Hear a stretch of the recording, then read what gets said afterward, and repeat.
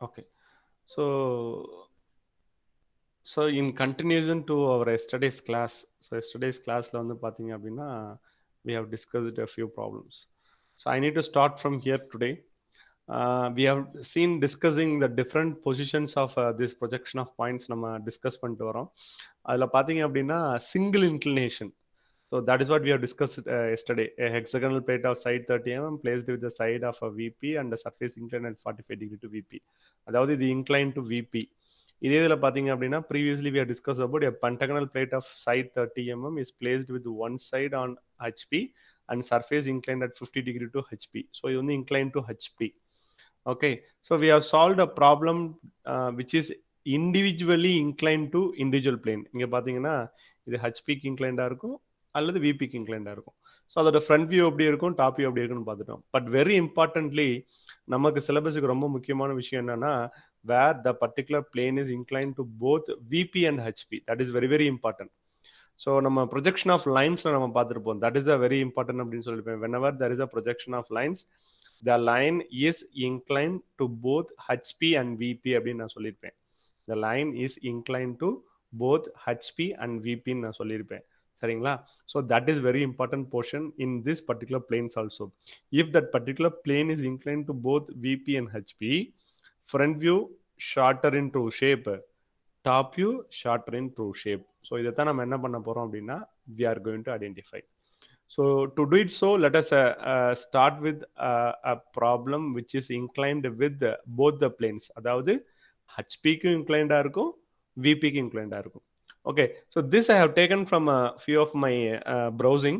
So இப்போ என்னன்னா this is somewhat animated. So என்ன animated அப்படின்னா இதுக்கு முன்னாடி வரைக்கும் நான் என்ன பண்ணேன்னா I have drawn it. So இங்க என்ன பண்ண போகுதுன்னா whatever first I have been done அது எல்லாமே இது அதுவே பண்ணும். Let us see how it is going to happen.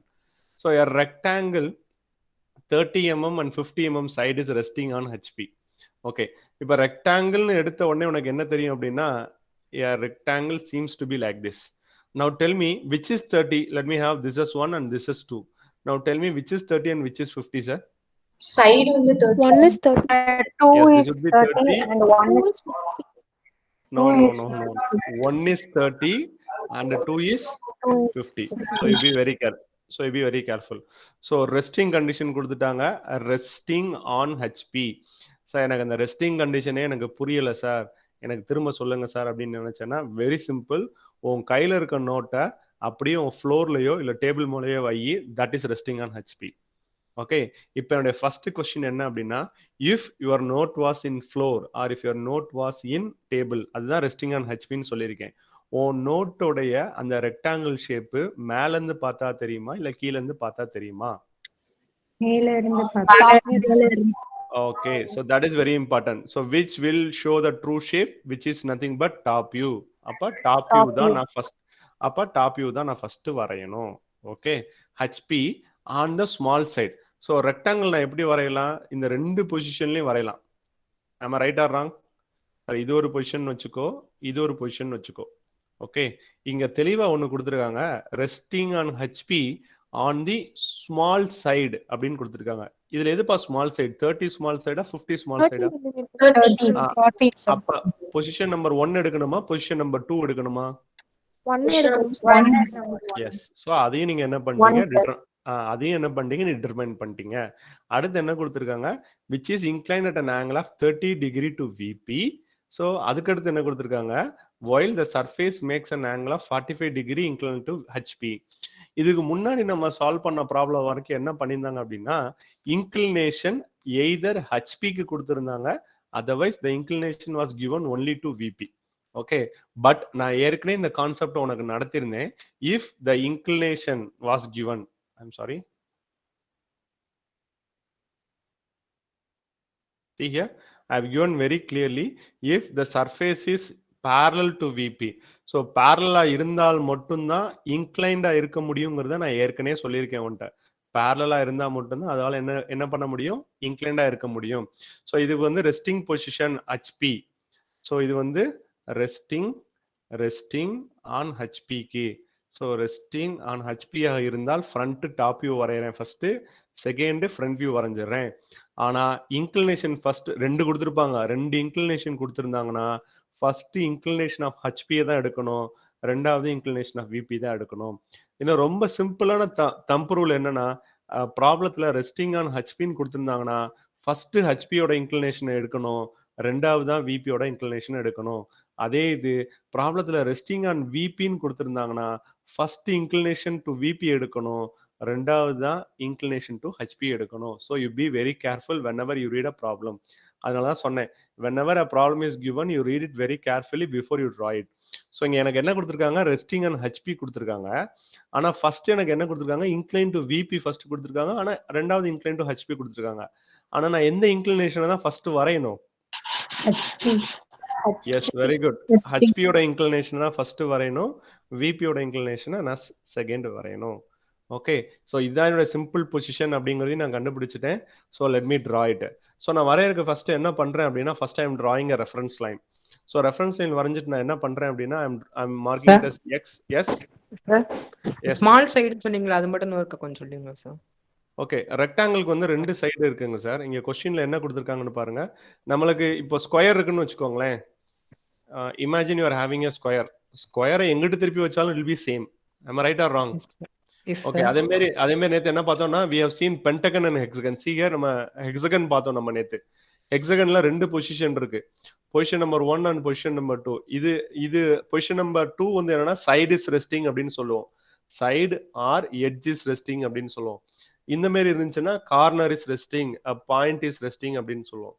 Okay, இதே மாதிரி தான் பென்டகன்லயும் நம்ம டிஃபரன்ஸ் பார்த்தோம். பட் ரெக்டாங்கிள்ல என்ன அப்படின்னு பாத்தீங்கன்னா, இதை வந்து ஷார்ட்டர் எட்ஜ் அப்படின்னு சொல்லுவோம். அதாவது சிறுசா இருக்கக்கூடியதை ஷார்ட்டர் எட்ஜ்னும் பெருசா இருக்கக்கூடியதை லாங்கர் எட்ஜ்னு சொல்லுவோம். அப்ப இந்த ரெண்டுல எது சார் ரெஸ்ட் ஆயிருக்கு அப்படிங்கறத நம்ம கொஸ்டின்ல பார்க்கணும். இங்க என்ன கொடுத்துருக்காங்கன்னு பாருங்க. rectangle 30 mm and 50 mm sides is resting on HP on one small side. Okay, so let me name A, B, C, D. அப்ப AD தான் எனக்கு, ADங்கிற ஸ்மால் சைடு நான் என்ன பண்ண போறேன், ரெஸ்ட் பண்ண போறேன். Not AB or not DC. ஏன்னா AB longer side, DC longer side. Either AD நீ ரெஸ்ட் பண்ணலாம் அல்லது BC ரெஸ்ட் பண்ணலாம். புரியுதுங்களா Sivakumar? Yes sir. Okay, so let me erase this because I need some few spaces here because I want to make it a drawing here. Okay, sir புரியுதுங்களா? Diagram புரியுதுங்களா நான் என்ன சொல்றேன்னு சொல்லிட்டு? இப்போ நம்ம வரைய போறது மொத்தம் வந்து நம்ம 3 டயக்ராம் வரைய போறோம். ஃபர்ஸ்ட் என்ன வரைவோம் அப்படின்னா சிம்பிள் பொசிஷன் வருவோம். செகண்ட் என்ன வரைவோம் அப்படின்னா நம்ம வரையக்கூடியது வந்து will be drawing a incline to HP வரைவோம். மூணாவது என்ன வரைவோம் அப்படின்னா will be drawing incline to VP. So let us see step by step procedure how we need to draw. So the first step in case of drawing a projection is a reference line. So நான் reference line வரைஞ்சிட்டேன், எக்ஸ்னு பேரை கொடுத்துட்டேன், ஒய்னு பேரை கொடுத்துட்டேன். So நான் ஏற்கனவே ரெக்டாங்கிளோடைய simple பொசிஷனை வந்து ரெக்டாங்கிள் எனக்கு டாப் வியூல தான் தெரியும் அப்படின்னு நான் ஏற்கனவே சொல்லிட்டேன். அதனால நான் டாப் வியூ தான் ஃபர்ஸ்ட் வரையணும். டாப் வியூல ரெக்டாங்கிள் 2 பொசிஷன்ல இருந்துச்சுன்னா நான் இந்த பொசிஷன்ல தான் வரையணுங்கிறத நான் ஏற்கனவே சொல்லியிருந்தேன். am I right or wrong? Yes? Yes, sir. I hope you know how to draw a rectangle. So rectangle உடைய இந்த சைடு வந்து ரெஃபரன்ஸ் லைனுக்கு parallel-ஆ இருக்கணும். rectangle உடைய இந்த சைடு வந்து என்னோட ரெஃபரன்ஸ் லைனுக்கு perpendicular-ஆ இருக்கணும். So you be very careful. I hope you know how to draw a rectangle. That is not an issue. Then you have to give the name. rectangle-க்கு நான் நேம் கொடுக்கிறேன். டாப் வியூ இருக்கறனால clockwise direction-ல போணுமா anti clockwise direction-ல போணுமாப்பா? anti clockwise. Yes, very good. Anti clockwise direction.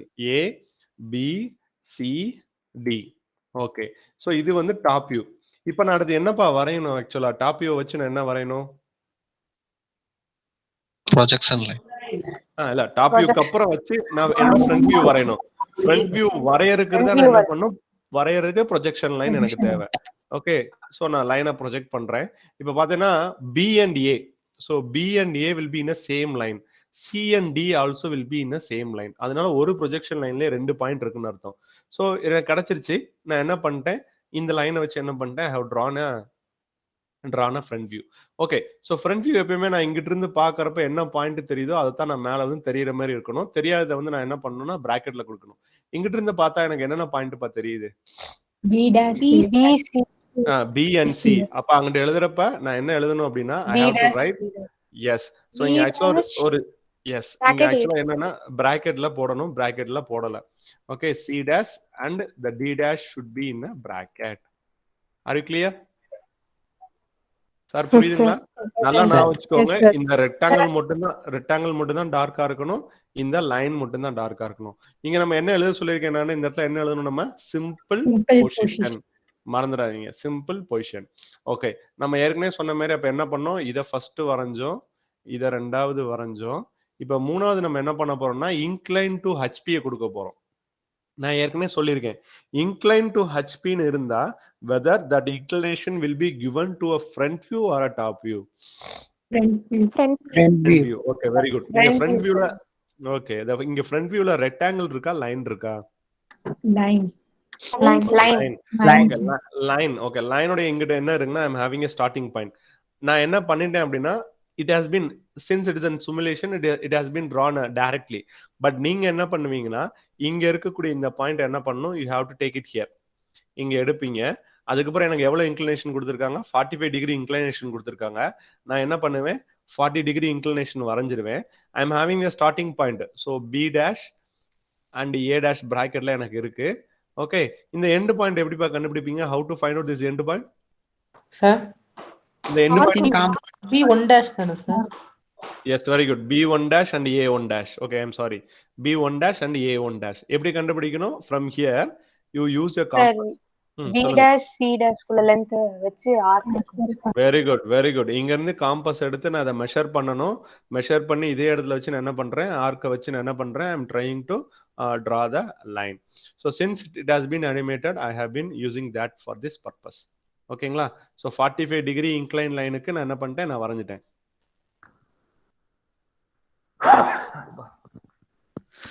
I'm sorry. Okay, so then I have to give the name.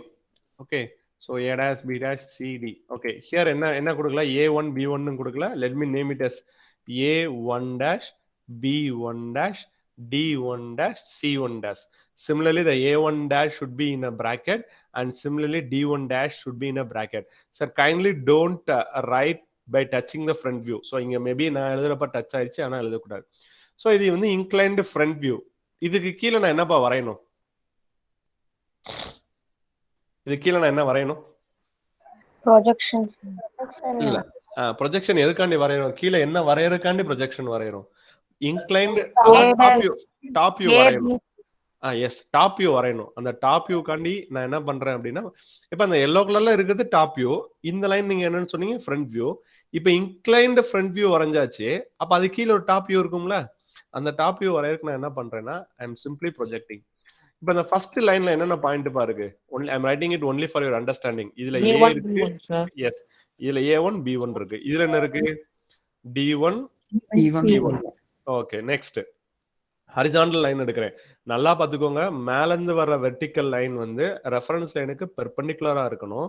From left hand side வரக்கூடிய horizontal line வந்து உங்களோட reference லைனுக்கு ஹரிசாண்டலா, ஐ மீன் பேரலா இருக்கணும். So இதுல என்ன இருக்கு?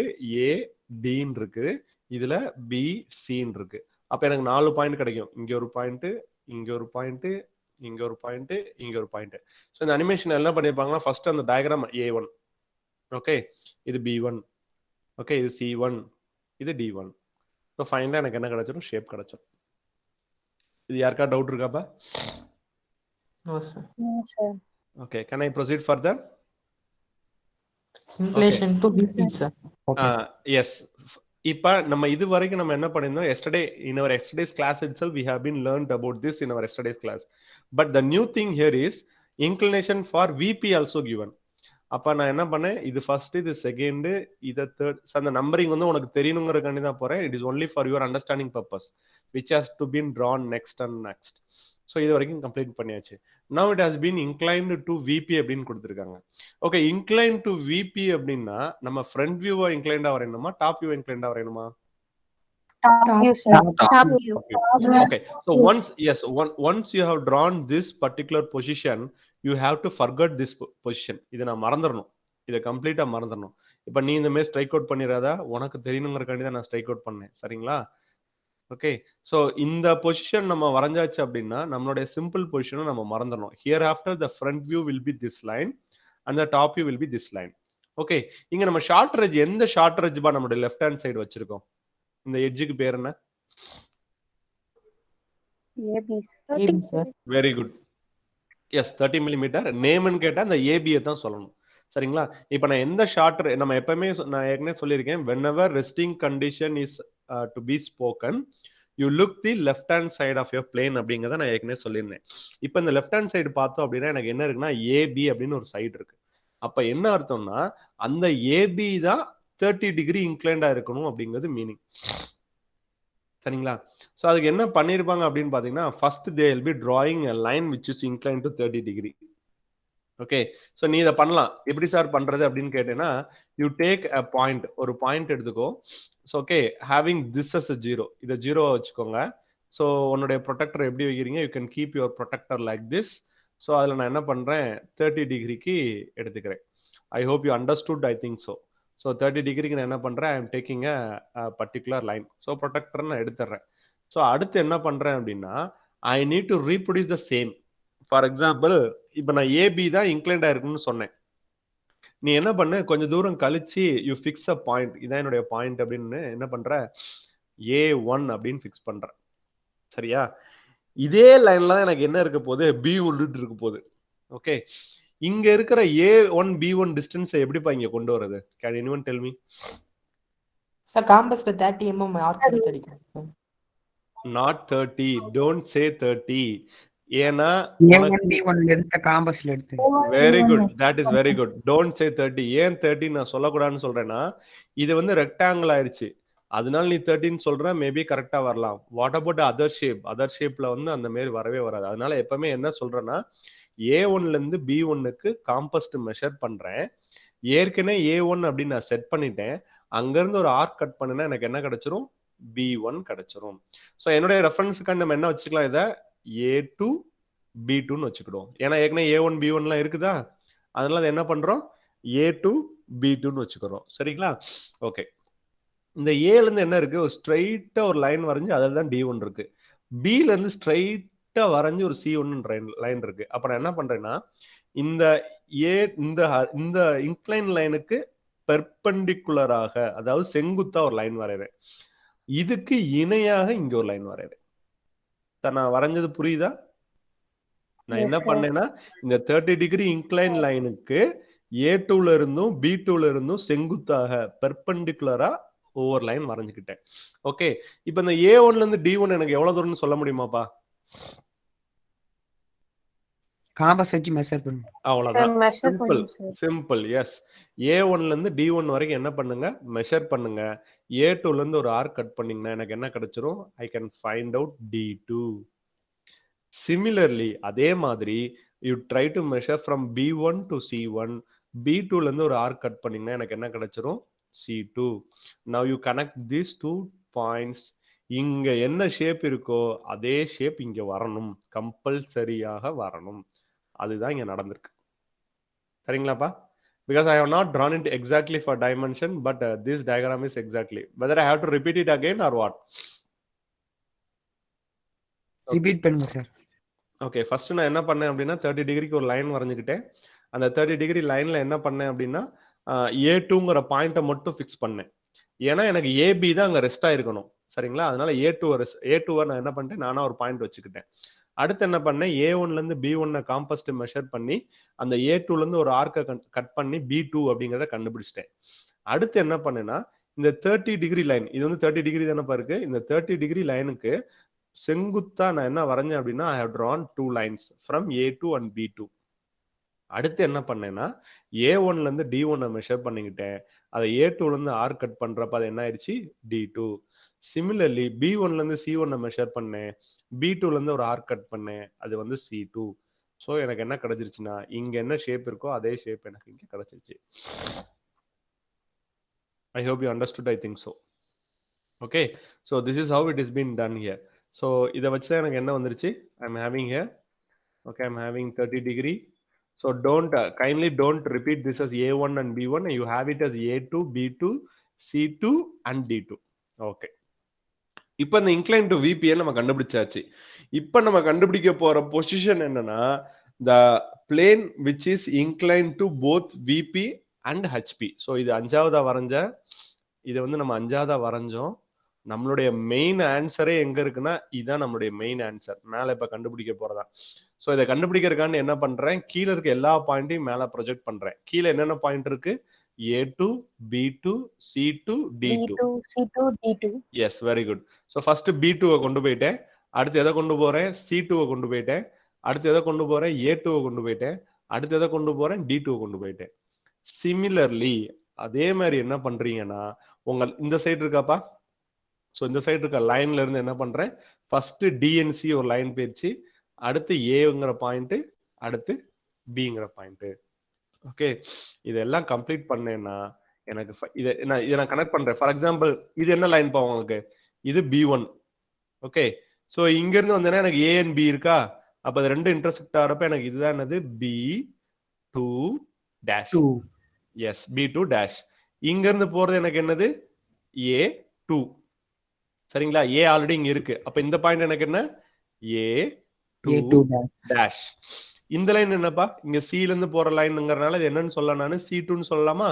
எனக்கு இங்க இருந்து வர்றது C, அப்ப இது ரெண்டு இன்டர்செக்ட் ஆச்சுன்னா இதுக்கு பேர் என்னது, C2 டேஷ். இங்க இருந்து போற பாயிண்ட் வந்து D1, இங்க ஆல்ரெடி D வருது, அதனால நம்ம என்ன சொல்லலாம், D2 டேஷ்.